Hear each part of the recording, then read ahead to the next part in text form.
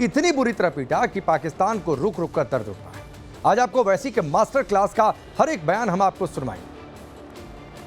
सबसे पहले बात पाकिस्तान के लेकिन उस दोहरे चेहरे की करते हैं जो ऊपर से शरीफ बनता है, दिखाता है कि वह दुनिया का सबसे शरीफ मुल्क है, वो तो खुद पीड़ित है, लेकिन असल में वो आतंकियों को गोद में पालता है।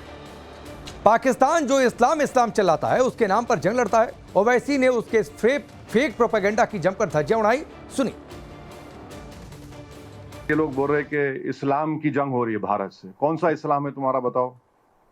20 करोड़ मुसलमान भारत में रहते हैं और हनफी फिक़्ह का पूरी दुनिया का सबसे मशहूर आलिम दीन मौलाना खालिद सैफुल्लाह रहमानी हैदराबाद में रहते हैं। सबसे बड़ा आलिम है, फ़क़ीहुल असर कहते हैं उनको। आप कहते हैं इस्लाम की बात करते हैं, फिर आपने ईरानियन आउटपोस्ट पे गोलियां चलाई तो वहाँ सीसा पिला हुई दीवार भूल गए।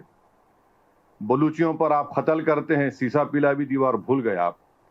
अफगानिस्तान में आप यकीन नहीं करेंगे, जब 9/11 के बाद यही हुकूमत थी, यही इस्टेब्लिशमेंट था जो मासूम लोगों को, जो डॉक्टर्स थे, इंजीनियर्स थे, सर्जन्स थे, सिर्फ $15,000 के एवज में उनको अमेरिकनों को बेच दिया। बहरीन में ओवैसी ने पाकिस्तान को एक्सपोज किया और ऐसा एक्सपोज किया कि शहबाज शरीफ अभी भी खौफजदा है। बहरीन में हैदराबादी भाईजान ओवैसी ने जब पाकिस्तान के पाप गिनाए, लताड़ लगानी शुरू की तो आतंक की पूरी फैक्ट्री का भंडाफोड़ हो गया। आतंकिस्तान की पूरी पोल पट्टी उन्होंने खोलकर रख दी और साथ ही साथ चेतावनी भी दे दी कि जब जब पाकिस्तान दुस्साहस करेगा तब तब मुंह की खाएगा, क्योंकि नया भारत किसी को छोड़ता नहीं और जो छेड़ता है उसे छोड़ता नहीं। Problem emanates from Pakistan only. Unless and until Pakistan stops promoting, aiding, sponsoring all these terrorist groups, this issue will not go away. No difference between these terrorist organizations in Pakistan and the ISIS Takfiri ideology. This we must remember. This is a menace to the whole humankind, and we have to put an end to it, because they have used religion to justify killing of people, and the whole world knows that Islam has condemned terrorism. Quran has categorically stated that killing of one innocent person, the Quran has not said killing of one innocent Muslim, it says killing of one innocent person is like killing of whole humankind.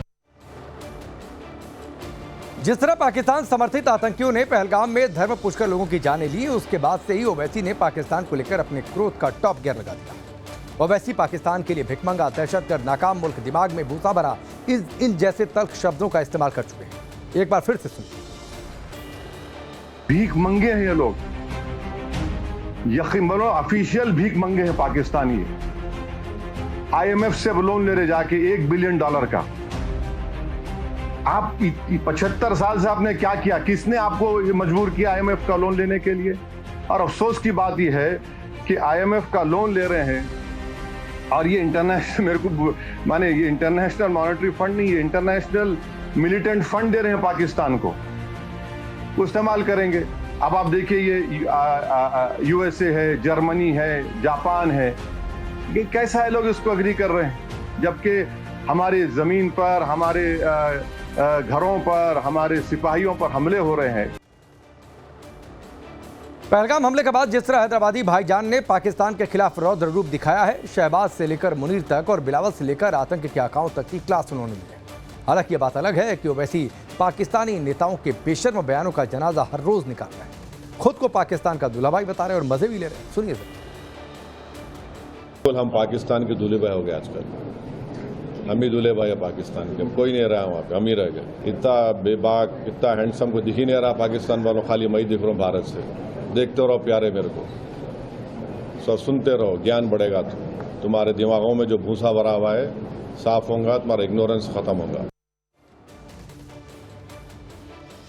तो आपने सुना असदुद्दीन ओवैसी को। सोचिए, जो पाकिस्तान और पाकिस्तानी मौलाना अपने जलसों में ओवैसी की तकरीरें सुनाकर हिंदुस्तान में मुसलमानों पर सितम का रोना रोते हैं, अपनी छाती पीटते रहे हैं, आज वही पाकिस्तानी मौलाना ओवैसी का नाम ले लेकर रो रहे हैं। हैदराबादी भाईजान को पानी पी पी कर कोस रहे हैं, ओवैसी के यूटर्न का रोना रो रहे हैं।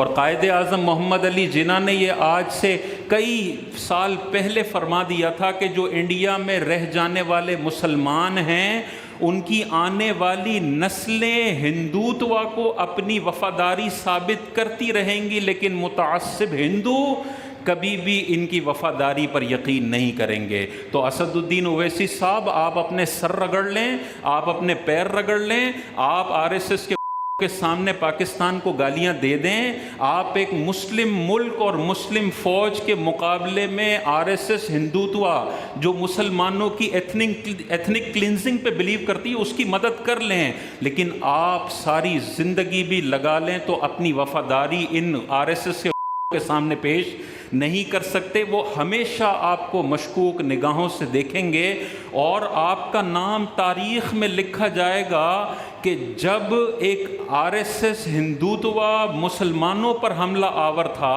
और मुसलमान एक ऐसा मुल्क जो एटमी हथियार था, 57 इस्लामी ममालिक में आज जो सबसे बड़ा अपना दिफाई निज़ाम रखता है वो पाकिस्तान है, उसके हवाले से मुर्दाबाद के नारे वही लगाएगा जिससे मुस्लिम उम्मा के हवाले से कोई दर्द उसके दिल में नहीं होगा।